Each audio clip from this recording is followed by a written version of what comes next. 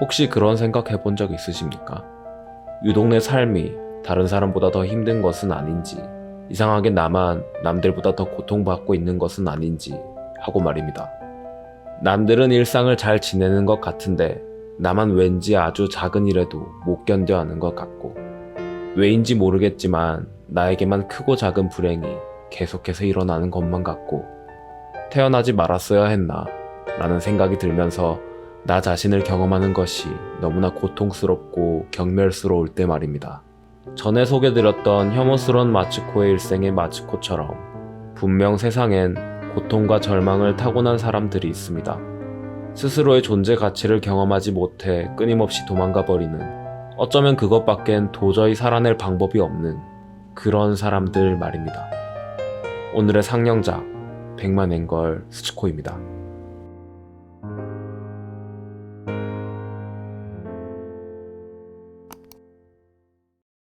스즈코는 불행한 사람입니다.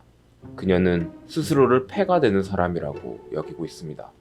알바를 해 집안의 생활비를 보태는 이유는 기껏 전문대를 나왔지만 변변한 직장 하나 구하지 못한 스스로가 가족들의 눈치를 덜 보기 위해서라고 합니다. 2万くらい。マジで鈴子ちゃん家にお金入れてんの？そんな厳しいの？いや、短大まで行かせてもらって就職浪人してでバイトしてるでしょ。 겉으로는 화목해 보이지만 가족들은 서로 다른 생각을 하며 살아가고 있습니다. 분명 축하할 일은 아님에도 교도소를 출소한 기념으로 화려한 딸기 생크림 케이크를 저녁상에 올린 스즈코의 어머니. 따끔하게 야단을 치지도 진심 어린 위로를 하지도 않습니다. 아무도 서로의 마음을 들여다보려 하지 않는 것 같습니다. 아마 이런 가정 환경에서 그녀도 자신의 마음을 충분히 표현하진 못했을 겁니다. 자신을 숨기고 힘든 일이 있으면 혼자서 조용히 견디며 숨죽여 살아왔을 테죠. 결국 그녀는 말합니다. 100万円貯まったら出て行きます。 더 이상 폐를 끼치고 싶지 않은 스즈코는 집을 떠났습니다. 내가 살아온 터전을 떠난다는 것은 무엇을 의미할까요? 누군가에게 떠남은 새로운 모험과 도전일 수 있습니다. 한 사람의 성인으로서 자립을 위한 여정일 수도 있겠죠. 그러나 스즈코는 그런 이유가 아니었습니다. 나를 잊기 위해, 자신이 전과자라는 사실을 모르는 새로운 공간에서 아무것도 느끼지 않고 살아가기 위해 그녀는 도망가듯 떠났습니다. 그렇게 스즈코는 바다로, 산으로, 도시로 유랑하는 삶을 살게 됩니다. 한 마을에 자리를 잡고 그곳에서 100만엔이 모이면 자신을 아는 사람이 없는 새로운 곳으로 다시 이사를 가겠다는 계획을 세웁니다. 그녀에겐 전과가 있었습니다. 함께 살던 동거남이 스즈코가 데려온 고양이를 허락 없이 버렸고, 화가 난 스즈코는 동거남의 물건을 전부 내다 버려버렸습니다. 그로 인해 잠시 감옥살이를 하게 됩니다. 다신 이런 곳에 오지 말라는 교도관의 말에 죄송합니다 라고 고개 숙여 사과합니다. もう二度とこんなとこ来るんじゃないぞ。すいませんでした。 그녀가 살던 동네에 전과자라는 소문이 소란없이 퍼졌습니다. 우연히 만난 학창시절 동창들은 그녀를 웃음거리로 조롱합니다. 아마 그녀의 학창시절도 그렇게 밝진 않았던 것 같습니다. 공부를 썩 잘했던 동생이 집에 전과자가 있는데 어떻게 명문중학교에 진학할 수 있겠냐며 화를 쏟아냅니다. 그녀는 그런 사람들의 조롱과 비난을 피해 도망가듯 집을 떠난 것이죠. 한 가지 궁금증이 생깁니다. 그녀가 단지 스스로 전과가 있다는 사실 하나만으로 그렇게 집을 떠났던 것일까요? 어쩌면 항변할 수도 있었습니다. 억울하게 직장 동료의 전 남자친구와 강제로 동거를 하게 되었고, 그가 내 고양이를 함부로 버렸다고 소리쳤을 수도 있었을 겁니다. 적어도 스스로는 스스로의 마음을 변호하고 보호할 수도 있었을 테죠. 그러나 그녀는 자신의 행동에 깊은 수치심을 느끼며 도망가길 선택했습니다. 스즈코는 수치심을 느꼈습니다. 수치심은 다른 사람의 부정적인 평가에 의해 경험됩니다. 특히 어렸을 적 부모로부터 온전한 사랑과 보살핌을 받지 못했을 때 수치심은 만성적으로 내면에 자리 잡게 됩니다.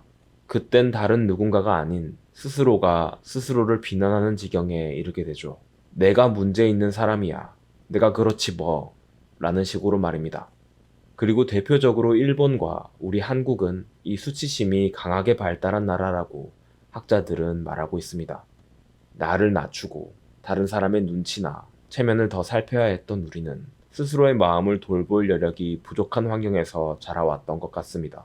겉으로 화목해 보이는 가정을 유지하려는 그녀 가족들의 모습만 보아도 그녀가 자신의 속마음을 충분히 드러내고 살진 못했을 것이란 걸 쉽게 짐작해 볼 수 있습니다. 스즈코는 전과자라는 오명에 수치심을 느껴 달아난 것이라고 생각했을 겁니다. 그러나 그녀는 이미 오래전부터 자기 자신에 대한 부적절한 느낌, 스스로 가치 없다는 느낌, 즉 수치심을 느껴왔을 겁니다.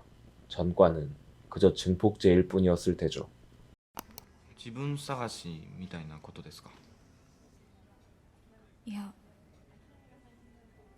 むしろ探したくないんです。 자아는 다른 사람과 접촉할 때 경험됩니다.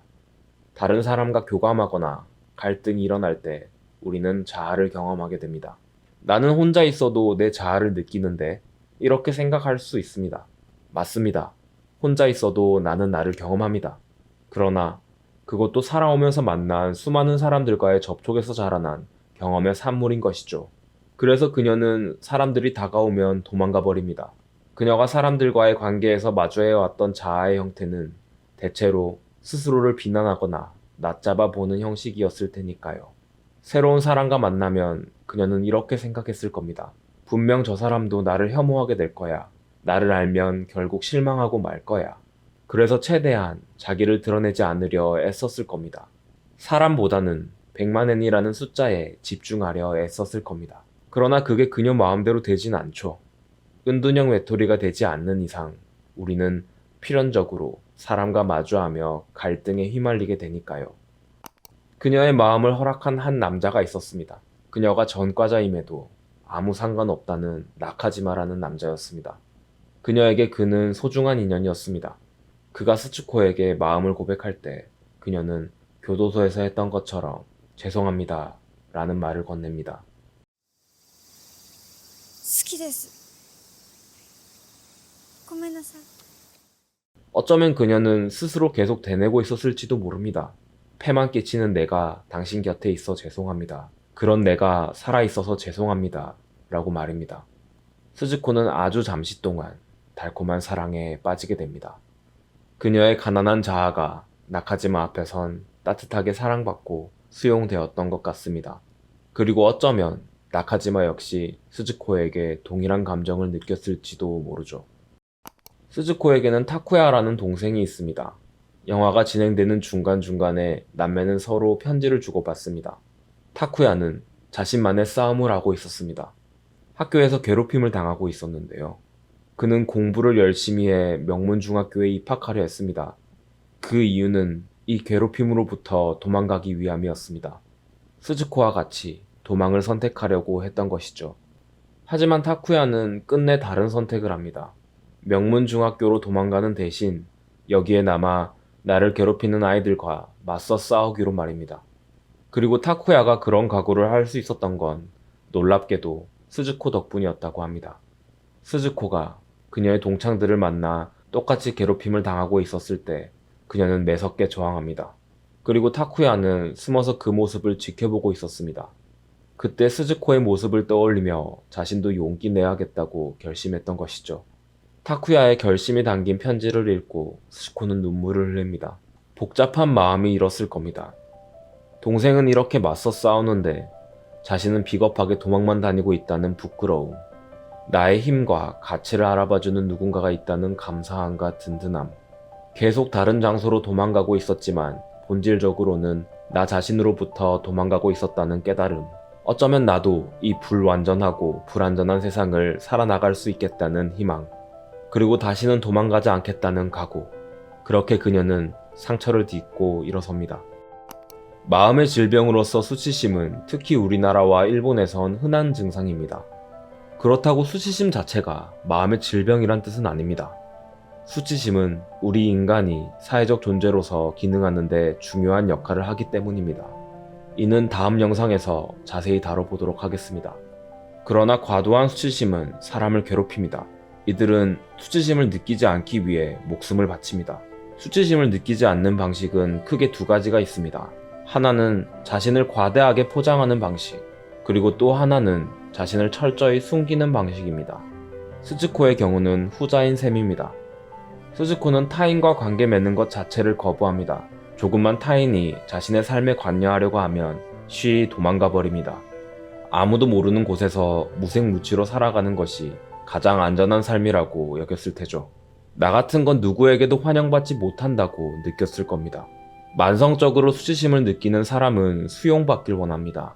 수용받고 싶은 갈구가 너무나 크기 때문에 내면 깊숙이 나를 100% 아니 120% 수용해주길 바라는 불가능한 환상을 가집니다.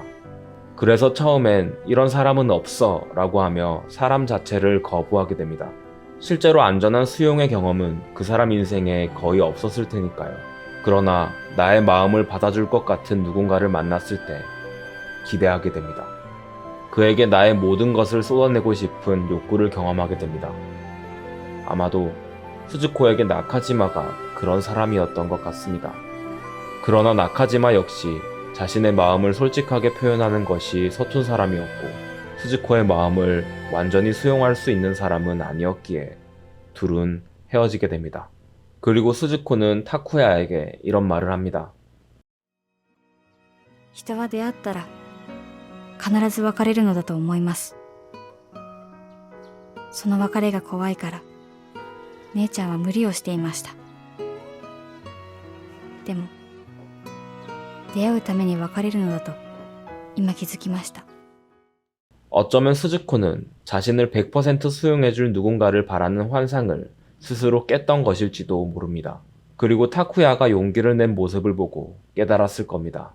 나도 세상을 당당하게 살아낼 수 있는 힘이 있다. 누가 뭐라 하든 새로운 만남에서 이별을 경험하든 내 삶은 내가 살아낸다 라고 말입니다. 수치심을 강하게 경험하는 사람은 세상이 두렵습니다. 사람들과 관계를 맺는 것도 스스로 용기를 내 일상을 살아가는 것도 이들에게 큰 시련이자 고통입니다. 사실 저도 이런 수치심에 절어 사는 사람 중 한 명입니다. 인생을 마주하는 것보다 도망가는 게 더 익숙하고 안전하다고 느낍니다. 도망감으로써 내가 잠시 숨을 쉴 수 있다면 저는 그걸로도 충분히 좋은 선택이라고 생각합니다. 단지 내가 내 인생을 도망갈수록 내 삶의 안전지대는 점점 줄어들어 내 목을 조여올 것이라는 것을 알기에 조금씩 용기 내 세상과 부딪히려 애쓰고 있을 뿐입니다. 스즈코와 같이 자신의 삶으로부터 도망가고 있다면 이 영화를 추천드립니다. 그리고 이 불완전한 세상을 미약하게나마 살아가려고 노력하는 당신을 응원하겠습니다. 이상 심리상담사가 영화를 보는 관점 상영관이었습니다.